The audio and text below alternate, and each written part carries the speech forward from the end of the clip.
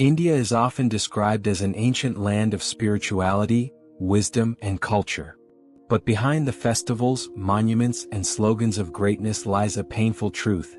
India's history is also a story of repeated invasions, exploitation, and destruction. To understand modern India, its systems, its struggles, and even its mindset, we must confront this dark history honestly. This is not a story meant to create hatred or glorify suffering. It is a story meant to explain how one of the world's oldest civilizations was slowly reshaped by outsiders, and how those wounds still influence India today. Long before foreign powers arrived with armies and cannons, India functioned as a civilizational ecosystem. The Indus Valley Civilization demonstrated advanced city planning thousands of years before modern Europe. Later kingdoms produced breakthroughs in mathematics, including the concept of zero, advanced astronomy, metallurgy, surgery, and philosophical schools that influenced the entire Asian continent. India was wealthy, not only in gold and spices but in ideas. Universities like Nalanda and Takshashila attracted students from China, Persia, Greece, and Southeast Asia. Indian merchants dominated maritime trade routes.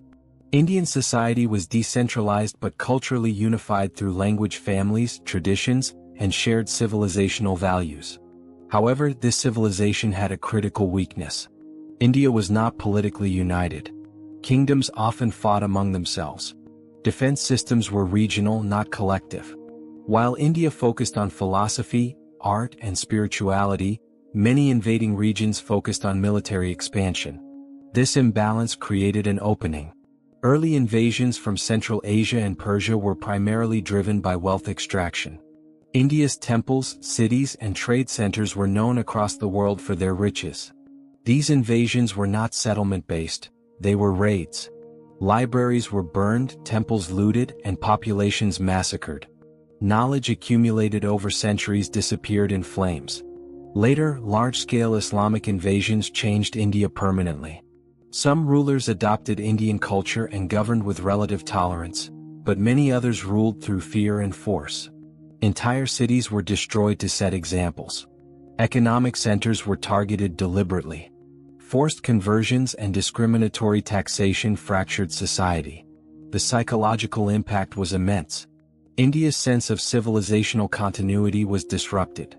Political instability became normalized. Local rulers began prioritizing survival over progress. By the 15th century, Europe had entered an age of expansion.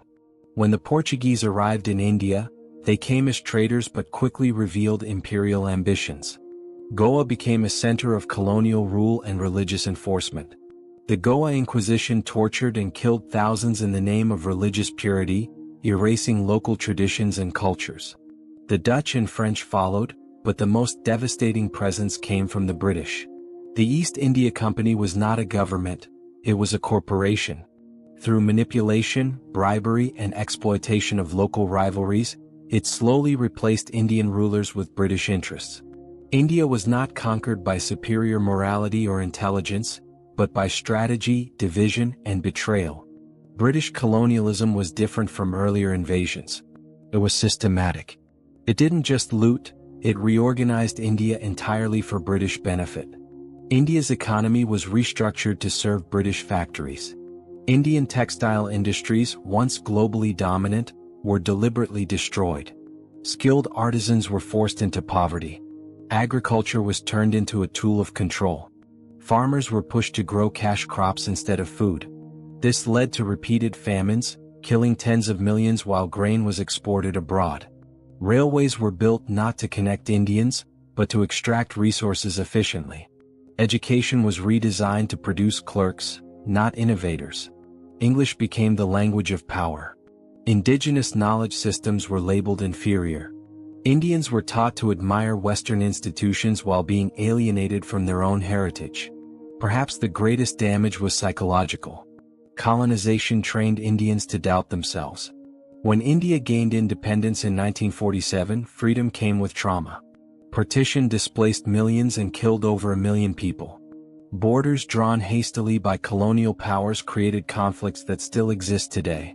Modern India inherited colonial institutions, bureaucracy, legal systems, policing structures. many of which were designed to control, not serve. Economic inequality, centralized power, and administrative inefficiency are direct consequences of colonial governance. Even today, debates over language, identity, and development are influenced by centuries of imposed systems. India's dark history is not just a record of suffering, it is a testament to survival. Despite invasions, colonization, and cultural erasure, India retained its core identity.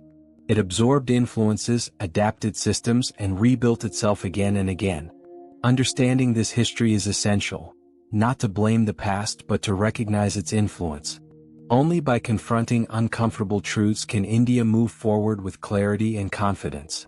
Because a civilization that remembers its scars is stronger than one that pretends they never existed.